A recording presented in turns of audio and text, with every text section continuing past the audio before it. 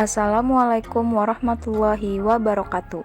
Perkenalkan, kami dari kelompok 4 akan mempresentasikan video mengenai pajak bumi dan bangunan. Video ini dibuat untuk memenuhi tugas mata kuliah dasar-dasar perpajakan yang diampu oleh Ibu dosen Fitri Febriani Wahyu, SIP, MAP. Adapun anggota dari kelompok 4 yaitu Dini Nurhayati, Aldira Nur Fauzan, Elian Mayanti, Farhan Aulia Syahra, Habib Fauzan, Inayah Nurainiyah, dan Jenny Amelia. Berikut video pemaparannya. Pembahasan yang pertama yaitu pengertian pajak bumi dan bangunan. Pajak bumi dan bangunan yang disingkat PBB adalah pajak yang bersifat kebendaan, yang artinya pajak terutang ditentukan oleh keadaan objek, yaitu bumi atau tanah atau bangunan, bukan pada keadaan subjek yang memiliki, menguasai, dan memanfaatkan. Berdasarkan Undang-Undang Nomor 12 Tahun 1985 tentang pajak bumi dan bangunan, sebagaimana telah diubah dengan Undang-Undang Nomor 12 Tahun 1994, pajak bumi dan bangunan adalah pajak negara yang dikenakan terhadap bumi dan bangunan.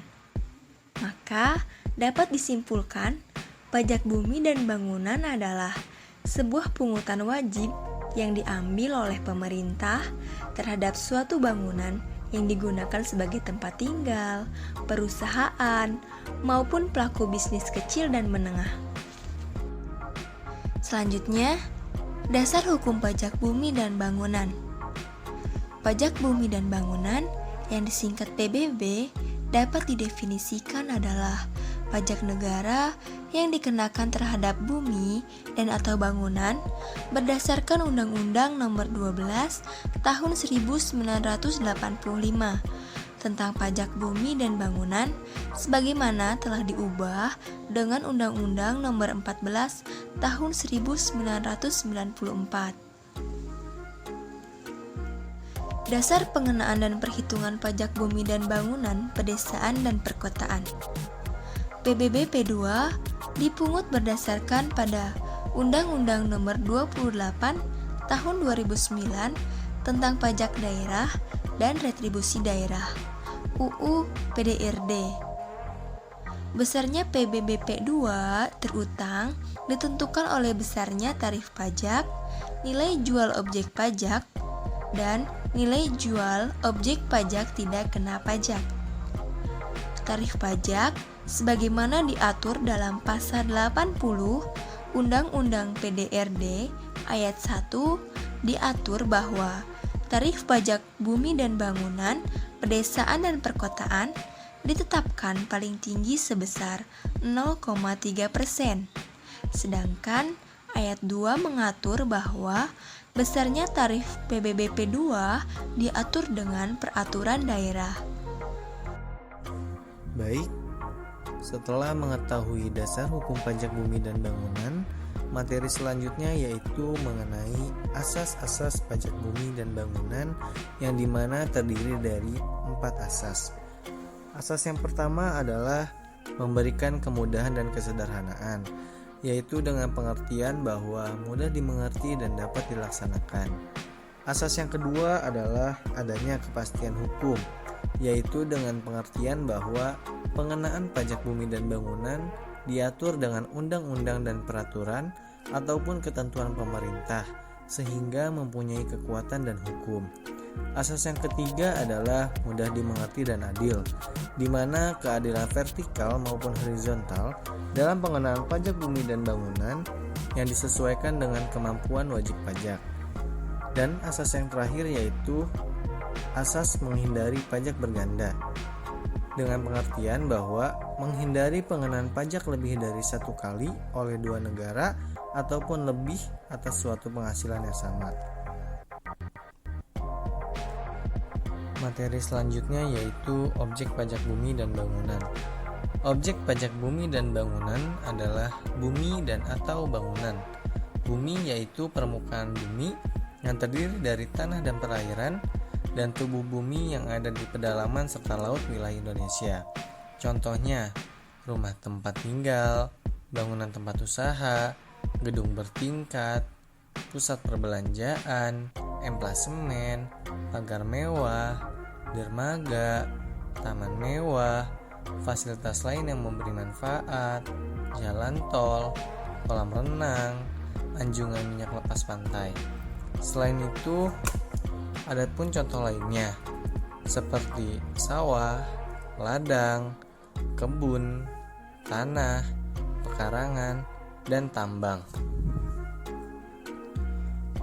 Poin selanjutnya adalah objek pajak yang tidak dikenakan pajak bumi dan bangunan adalah objek yang digunakan semata-mata untuk melayani kepentingan umum di bidang ibadah, sosial, kesehatan, pendidikan dan kebudayaan nasional yang tidak dimaksudkan untuk memperoleh keuntungan seperti masjid, gereja, rumah sakit pemerintah, sekolah, panti asuhan, dan candi.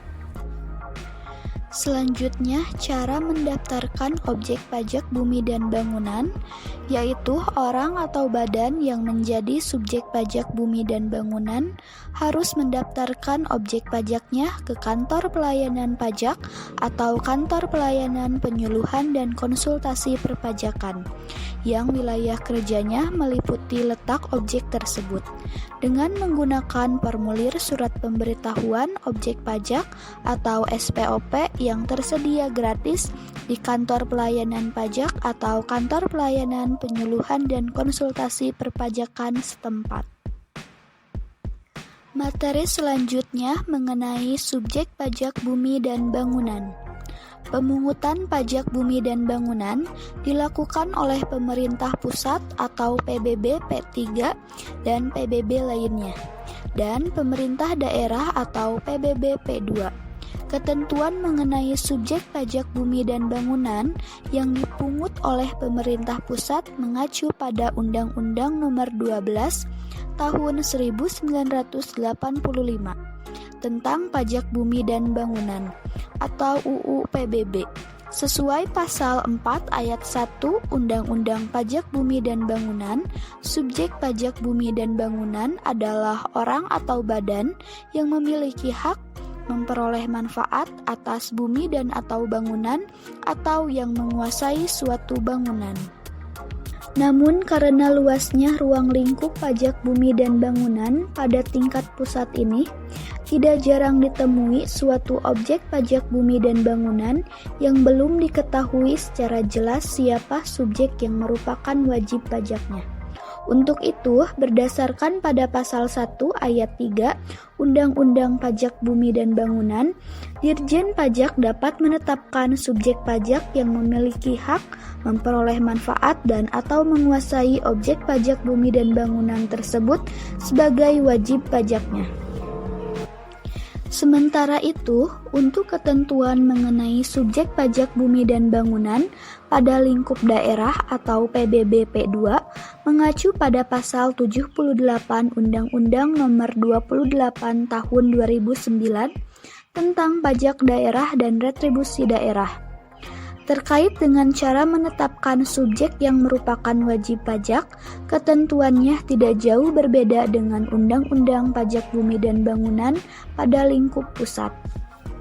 Dengan berdasarkan ketentuan tersebut, subjek PBB P2 adalah orang pribadi atau badan yang secara nyata memiliki hak memperoleh manfaat atas bumi dan atau bangunan, atau yang menguasai suatu bangunan yang merupakan objek PBB P2. Setiap subjek yang telah memenuhi persyaratan tersebut akan ditetapkan sebagai wajib pajak PBB P2. Selanjutnya di sini ada tarif pajak bumi dan bangunan. Di sini ada P3 dan P2. Artinya P3 ini dipungut oleh pemerintah pusat dan P2 ini dipungut oleh pemerintah daerah. Nah, P3 ini rumusnya adalah tarif dikali dasar pengenaan pajak. Artinya tarif tersebut itu untuk pemungutan oleh pemerintah pusat itu sebesar 0,5%. Artinya 0,5% dikali nilai jual kena pajak, nilai jual kena pajak tersebut terdiri dari 40%, ya. 40% dikalikan nilai jual objek pajak dikurangi nilai jual objek pajak tidak kena pajak, ya, untuk P3, ya. Nah, selanjutnya di sini ada untuk P2, pemungutan oleh pemerintah daerah. Ada tarif dikalikan dasar pengenaan pajak. Artinya tarif di sini tuh lebih kecil, ya, sebesar 0,3%, ya. Mengacu pada ketentuan pasal 80 UU PDRD, ya. Artinya 0,3% dikalikan nilai jual objek pajak dikurangi nilai jual objek pajak tidak kena pajak.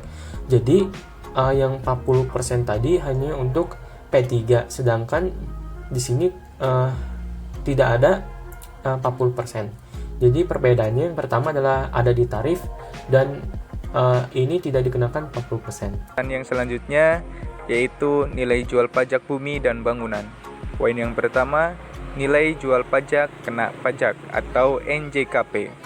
NJKP ialah nilai jual yang dipergunakan sebagai dasar perhitungan pajak, yaitu persentase tertentu dari nilai jual sebenarnya. Ketentuan mengenai NJKP salah satunya tertuang dalam Undang-Undang PBB. Mengacu pada pasal 6 ayat 3, dasar perhitungan PBB adalah NJKP yang ditetapkan serendah-rendahnya 20% dan setinggi-tingginya 100% dari NJOP. Nilai jual objek pajak atau NJOP. Definisi dari NJOP merujuk pada pasal 1 angka 3 Undang-Undang PBB, pasal 1 angka 40 Undang-Undang Pajak Daerah dan Retribusi Daerah atau PDRD. NJOP ialah harga rata-rata yang diperoleh dari transaksi jual beli yang terjadi secara wajar, dan bila mana tidak terdapat transaksi jual beli, NJOP ditentukan melalui perbandingan harga dengan objek lain yang sejenis atau nilai perolehan baru atau NJOP pengganti. 3 pendekatan yang digunakan untuk menetapkan besaran NJOP. Berdasarkan definisi yang tadi telah dijelaskan, dapat diketahui bahwa setidaknya ada 3 pendekatan yang digunakan untuk menetapkan besaran NJOP, yang dimana perincian dari setiap definisi pendekatan tersebut telah diuraikan melalui penjelasan pasal 1 angka 3 UU PBB dan penjelasan pasal 79 ayat 1 UU PDRD. Yang pertama, ada perbandingan harga dengan objek lain sejenis, yaitu pendekatan atau metode penentuan nilai jual suatu objek pajak dengan cara membandingkannya dengan objek pajak lain sejenis yang letaknya berdekatan dan fungsinya sama, serta telah diketahui harga jualnya. Dan yang kedua, ada nilai perolehan baru, yaitu pendekatan atau metode penentuan nilai jual suatu objek pajak dengan cara menghitung seluruh biaya yang dikeluarkan untuk memperoleh objek tersebut pada saat penilaian tersebut dilakukan, yang dikurangi dengan penyusutan berdasarkan kondisi fisik objek tersebut. Dan yang ketiga, ada nilai jual pengganti, yaitu suatu pendekatan atau metode penentuan nilai jual suatu objek pajak yang berdasarkan pada hasil produksi objek pajak tersebut. Selanjutnya, contoh nilai jual pajak. Berdasarkan contoh yang dipaparkan dalam penjelasan pasal 6 ayat 3 Undang-Undang PBB, apabila nilai jual suatu objek pajak sebesar Rp1.000.000 dan persentase NJKP yang ditetapkan untuk objek tersebut misalnya 20%, maka besarnya NJKP objek tersebut adalah 20% dikali Rp1.000.000, yaitu sebesar Rp200.000. Sementara itu, apabila nilai jual suatu objek pajak sebesar Rp1.000.000 dan presentasi NJKP yang ditetapkan untuk objek tersebut misalnya 50%, maka besarnya NJKP objek tersebut adalah 50% dikali 1 juta rupiah, yakni sebesar Rp500.000. Adapun mekanisme perhitungan pajak bumi dan bangunan. Pertama, harus menentukan NJOP bumi dan NJOP bangunan. NJOP bumi memiliki rumus luas tanah dikali nilai tanah, sedangkan NJOP bangunan memiliki rumus luas bangunan dikali nilai bangunan. Kemudian, kedua NJOP tersebut ditambah untuk mendapatkan NJOP. Kemudian tertulis bahwa NJOP TKP sebesar 12 juta rupiah, maka NJOP untuk perhitungan PBB yaitu NJOP dikurang NJOP TKP. Sedangkan NJKP memiliki presentasi sebesar 40% dari NJOP atau 20% dari NJOP untuk perhitungan PBB. Sedangkan PBB yang terhutang yakni 0,5% dikali NJKP atau jumlah PBB yang harus dibayar setiap tahun. Untuk lebih jelasnya, berikut contoh perhitungan PBB. Diketahui NJOP suatu objek pajak sebesar 10 juta rupiah, maka berapakah pajak bumi dan bangunannya? Langkah pertama yang harus dilakukan adalah mengetahui NJKP-nya. NJKP sendiri adalah 20% dari NJOP. Maka didapatkan rumus NJKP dibagi 20% dikali 10 juta rupiah. Mendapat hasil 2 juta rupiah. Jika sudah mendapatkan NJKP tersebut, kemudian kita lakukan perhitungan pajak bumi dan bangunan dengan rumus PBB dibagi 0,5% dikali 2 juta rupiah.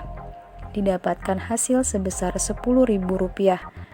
Maka dapat disimpulkan, suatu objek pajak yang bernilai sebesar 10 juta rupiah harus membayar pajak bumi dan bangunan sebesar Rp10.000. Sekian video presentasi dari kelompok kami. Terima kasih atas perhatiannya. Mohon maaf apabila ada kekurangan. Akhir kata, wassalamualaikum warahmatullahi wabarakatuh.